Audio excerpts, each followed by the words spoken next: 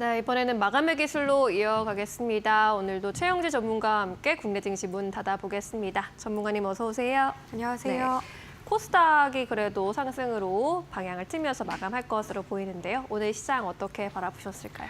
네, 오늘 시장 두 가지 키워드로 말씀드리자면 정치와 관세였습니다. 정치적인 이슈에 대한 것들은 사실 제가 언급을 하기에는 조금은 어렵고 전망에 대한 것들을 예측하기가 어려워서 이제 관세에 대한 것들을 조금 더 설명을 해드릴까 하는데요. 네. 밤사이에 또 관세에 대해서 여러 가지 이슈가 있었죠. 반도체 관세가 곧이다라는 이야기도 했고요. 우리나라 관세율에 대한 것들도 조금 혼란을 빚기도 했습니다. SNS라던가 로즈가든에서 이제 언급을 했던 게 25%였는데 이제 부속서에는 26%로 나왔어요. 하지만 결국에는 25% 관세 부과로 확정이 됐습니다. 네. 이에 따라서 9일부터 상호 관세가 25% 부과가 될 걸로 전망이 되는 가운데 오늘 이제 장 초반에는 제약바이오라던가 엔터, 게임주 이렇게 상호 관세를 피해가는 업종들 위주로 상승을 하게 되면서 코스닥이 이제 올라가는 흐름을 보였습니다. 그러다가 정치적인 이슈로 조금 변동성이 나오다가 장 막판에 다시 회복세를 보였는데요. 그래서 이 섹터들에 대해서 신규 접근이라던가 혹은 보유하고 계신 분들은 어떻게 전략을 짜야 될지 고민을 많이 하실 것 같아서 이 섹터에 대한 설명들을 조금 해볼까 합니다. 일단 제약바이오 종목들 같은 경우에는 이번에 상호관세 이슈를 피해가게 됐는데 아무래도 의약품과 관련된 것들은 생명과 직결이 된 부분들도 있고 만약에 관세 부과가 되면은 의료비 부담으로 인해서 결국에는 보건 쪽에 악영향을 줄 수밖에 없습니다. 그러면 더 큰 경제적인 타격이 입을 가능성이 높아서 의약품 쪽은 사실 관세 부과에 대한 것들이 굉장히 조심스럽고 조금은 피해가지 않을까라고 저는 생각을 하고 있어요. 다만 이제 제약바이오 종목들 특성상 워낙 변동성도 크고 공매도 이제 타깃을 받을 만한 업종이기 때문에 단기적인 접근을 해보시는 게 좋겠다라고 생각을 하고 있고요. 엔터주라던가 게임 업종 같은 경우에는 사실 장기적으로 끌고 가는 게 어떨까라고 생각을 하고 있습니다.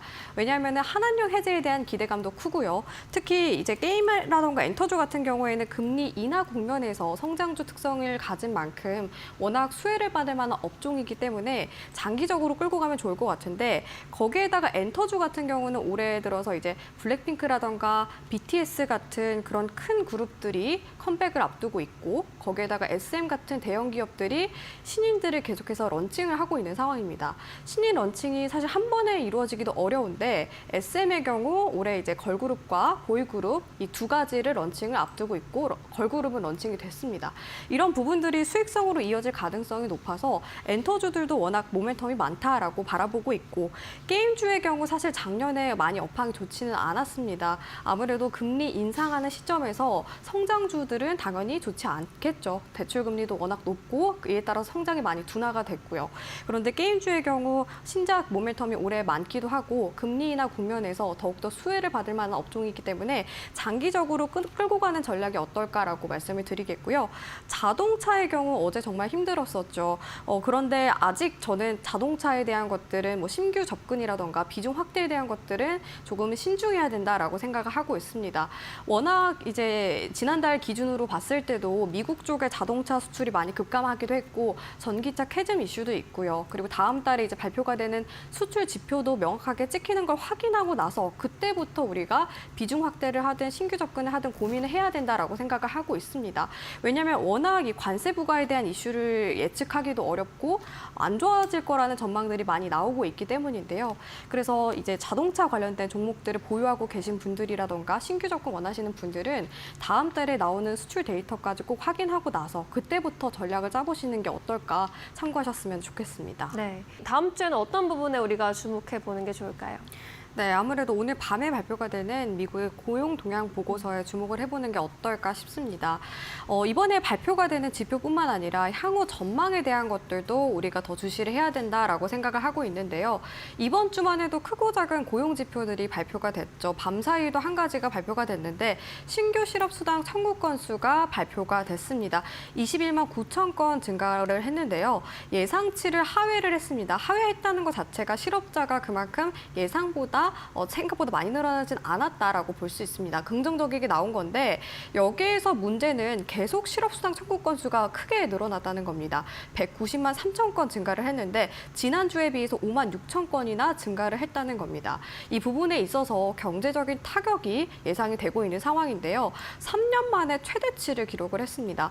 아무래도 지금 상황에서 고용 지표가 탄탄하게 나와도 모자랄 판에 이렇게 부진한 흐름을 나온 만큼 향후 경제 전망에 대해서 불안하다라고 볼 수가 있습니다. 그만큼 이번에 나오는 고용 동향 보고서가 어떻게 나올지 확인을 해야 될 것 같고 특히 예상치와 부합하는지 먼저 보시는 게 좋겠다라고 말씀을 드리겠습니다. 그리고 또 밤사이에 경제 지표 ISM 서비스업도 발표가 됐는데요. 50.8을 기록을 했습니다. 50을 웃돌았기 때문에 긍정적이게 바라볼 수 있다라고 생각하시는 분들 많이 계실 것 같은데 아닙니다. 전월에 비해서 많이 감소를 했어요. 전달의 경우에는 53.3을 기록했는데 그걸 하회하는 수치를 기록을 했습니다.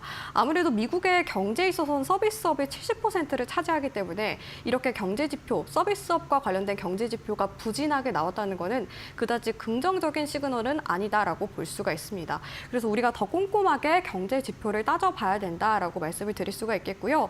그리고 이제 이번 주에 주도했던 섹터와 테마주들 향후에 어떻게 될지 변동성에 대한 부분들도 염두에 두면서 우리가 봐야 될 것 같습니다. 특히 앞서 말씀드렸던 엔터주라던가 게임주, 제약바이오 종목들 강하게 흐름 이어지고 있는 가운데 다음 주도 이 흐름이 이어질지에 대해서 궁금해하시는 분들 많이 계실 것 같고 그리고 이 섹터 말고도 다른 숨겨져 있는 수혜 섹터가 있는지도 궁금해하시는 분들 많이 계실 것 같습니다. 일단은 제약바이오 종목들의 경우에는 제가 단기적인 접근 말씀드렸는데 아무래도 좀 조정을 받으면서 오늘 마감을 했습니다. 그런 만큼 저는 단기적으로 또다시 조정 구간대 눌림목 구간에서 접근을 해보셔도 좋겠다라고 생각을 하고 있고 엔터주와 게임주의 경우에는 장기적으로 바라보시라고 말씀을 드렸습니다. 그런데 여기에서 숨겨져 있는 수혜 섹터가 있다라고 말씀드리고 싶은데 바로 사이버 보안 섹터입니다. 제가 안 그래도 3월 24일에 안랩을 언급을 하면서 사이버 보안 섹터에 대한 기대가 크다라고 말씀을 드렸는데요. 상호관세 이슈도 피해갈 만한 섹터이기 때문에 더욱더 주목을 해보셨으면 좋겠습니다. 가장 첫 번째 이유는 무형의 서비스 산업이기 때문에 이 그동안에 관세 부과 이슈가 있었던 산업들을 보면은 거의 뭐 하드웨어라던가 그런 것들이 많이 있었어요. 그런데 이 사이버 보안 섹터는 무형의 서비스 산업이기 때문에 관세 이슈를 피해갈 가능성이 높고요. 거기에다가 지금 미중 갈등이 심화됨에 따라서 AI 규제 뭐 그런 부분들이 많이 좀 언급이 되고 있는 상황인데 그럴수록 사이버 보안의 중요도가 더 커질 가능성이 높습니다. 특히 미국과 중국의 갈등이 더 심화됨에 따라서 서로의 기술력을 강화시키기 위해서 보안이 더 강화될 가능성이 높아요. 거기에다가 사이버 보안 자체가 이제 수입하고 수출보다는 각국의 규제라던가 보안 환경에 맞춰서 이제 나타나는 서비스업이기 때문에 수출 수입 의존도가 굉장히 낮은 산업이에요. 그런 만큼 이 관세 이슈를 피해갈 가능성이 높은 섹터여서 참고하셨으면 좋을 것 같고요. 안랩의 경우 제가 3월 24일에 언급을 해드렸던 게 9만 6천 원 목표가 제시를 해드렸는데 오늘 돌파하는 흐름 보였습니다. 혹시 보유하고 계신 분들이라면 목표가 또한 참고를 하셔서 전략에 좀 대응을 해 나가셨으면 좋겠습니다. 네. 사이버 보안 섹터 서비스 산업이기 때문에 관세 이슈를 피해갈 수 있고 또 미중 갈등 심화 국면에서 주목해 볼 수 있는 섹터로도 짚어주신 바 있었는데 오늘 안랩의 흐름 또 잘 체크해 보셔야 할 것 같고요. 미국 증시가 경기 침체 우려로 폭락한 만큼 주말 사이에 미국 증시 움직임과 함께 미국의 고용 동향 보고서도 함께 살펴보는 것 좋겠습니다.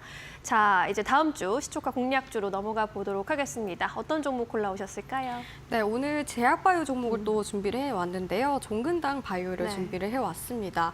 오늘 이제 제약바이오 종목들이 장 초반에 올라갔다가 이제 장 마감으로 갈수록 조금 내려오는 흐름을 보였습니다. 눌림목 구간대라고 저는 판단을 해서 종근당 바이오를 접근해보면 어떨까라고 생각을 하고 있는데요.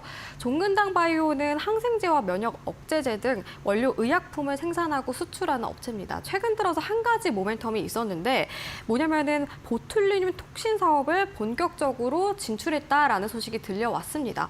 안 그래도 작년 5월 달에 이게 신청을 했는데 그 결과가 최근 들어서 나오게 된 겁니다.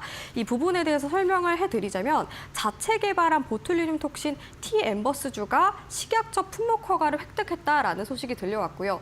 이에 따라서 상업화 단계에 진출을 하게 됐습니다. 상업화 단계로 진출할 경우에는 아무래도 수익성에 있어서 개선 가능성이 높다라고 볼 수가 있겠죠. 거기에다가 사실 이 보툴리늄 톡신과 관련된 브랜드들이 정말 많이 있는데 메리트가 뭐가 있을까라고 생각하시는 분들 많이 계실 것 같은데 비건 공정이라던가 균주 출처 투명성에 있어서 기술력이 뛰어나다라는 평가를 받고 있습니다. 그런 부분에 있어서 기술력도 뛰어난 만큼 향후 수익성 개선에 도움이 될 거다라고 생각을 하고 있고 중국 시장 쪽으로도 진출을 하고 있어요. 내년 정도에 상업화 가능성이 높아졌는데 아직까지 보툴리늄 톡신과 관련해서 중국 시장에 진출한 기업들이 많이 없어서 그만큼 더 기대감이 커지고 있는 상황입니다. 거기다 중국 시장은 보툴리늄 톡신과 관련된 시장이 워낙 큰 만큼 그런 기대감도 있고요. 두 번째 투자 포인트 말씀을 드리자면 사실 제약바이오 종목들이 임상시험에 따라서 연구개발비기가 정말 많이 나옵니다. 그만큼 수익성이 안 좋은 기업들도 많이 있는데 그럴 때일수록 건강기능식품 사업을 하는 기업들이 많이 있어요. 종근당 바이오 또한 건강기능식품 사업도 같이 진행을 하고 있습니다.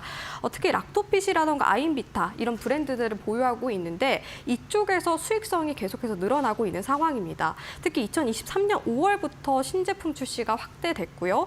이에 따라서 락토핏의 경우에는 이제 납품이 증가됨에 따라서 생산 가동률도 많이 회복이 됐고 아인비타 같은 경우에는 선물하기 서비스를 통해서 정말 많이 판매량이 증가를 했는데 누적 1,000만 병 정도를 판매를 하면서 정말 이 수익성에 있어서 긍정적이게 작용을 하고 있는 상황입니다. 그리고 작년 기준으로 상반기에는 17종 정도의 건강기능식품 신제품을 출시를 하게 되면서 수익성을 확보했다라고 볼 수가 있거든요. 이런 부분들도 투자 포인트로 참고하셨으면 좋겠고 마지막으로는 지난해 역대 최대 실적을 기록을 했습니다. 그런데 새로운 사업도 이번에 진출을 했고 건강기능식품 사업도 이제 확대를 하고 있는 만큼 더욱더 실적 개선에 대한 기대감이 커졌는데요. 작년 기준으로 매출액이 1,717억 원 정도 기록하게 되면서 전년 대비 7% 정도 증가를 했고요. 영업이익도 흑자 전환에 성공을 했습니다. 이런 부분들도 실적 모멘텀으로 작용할 수 있어서 참고하셨으면 좋겠습니다. 차트 보면서 가격 전략 세워보도록 하겠습니다. 네. 오늘 종근당 바이오 같은 경우에는 3% 하락을 하면서 마감을 했습니다. 오히려 지금 구간대에서 매물대가 쌓여있는 구간대에서 지지를 받으면서 마감을 했잖아요. 이런 눌림목 구간에서 접근을 해봐도 좋다라고 생각이 들어서 종근당 바이오를 가지고 온 것도 있고요. 현재 시점에서는 매물이 열려있는 구간대가 있는데 27,800원 구간대까지 매물이 열려 있습니다. 이 구간대에서 갭이 만들어진 구간대가 있는 만큼 거래량과 동반을 하게 된다면 시원하게 상승할 가능성이 높아서 목표가는 27,800원으로 제시를 해드리도록 하겠고요. 손절가의 경우에는 이동평균선, 중장기 이동평균선 참고하시면 좋을 것 같은데 초록 색깔 61선 구간대, 이 구간대를 이탈을 하게 되면 매물이 비어있는 구간대가 나옵니다. 그만큼 강하게 조정을 받을 가능성이 높아서 손절가의 경우에는 21,300원으로 제시를 해드리도록 하겠습니다. 네, 종근당 바이오와 함께 살펴봤습니다. 보톡스 판매 이제 가능해졌다라는 소식 이번 주에 알렸고 건기식 산업도 순항하고 있기 때문에 수익성 개선 요인이 뚜렷하다는 점에서 주목해보자라는 의견이었습니다. 현재 넥스트레이드 마켓에서 23,500원 선에 거래가 되고 있고요. 목표가 27,800원, 손절가 21,300원으로 대응해 보도록 하겠습니다. 전문가님 이제 보내드릴게요. 다음 주에 뵐게요. 고맙습니다.